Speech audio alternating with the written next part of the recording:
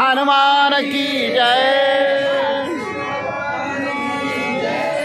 మరటపల్లి శ్రీ హనుమాన్ గుడిలో వెనకటికి 2024లో అనంతయ్య పంతులు వచ్చి ఇక్కడ నేర్పిపోయాడు. ఆ తర్వాత ముంబాపూరు శీను పంతులు వచ్చి నేర్పిపోయాడు. ఆ తర్వాత వీళ్ళకంతా కొద్దిగా ఎక్కువ తక్కువ ఉంటే దానికి సరిదిద్దడానికి ఇక మనం వచ్చి దానికి సరిదిద్దుతున్నాము. చిన్న చిన్న పిల్లలు ఉన్నారు. ఇగో ఏ పని ముద్దిచ్చి పోరా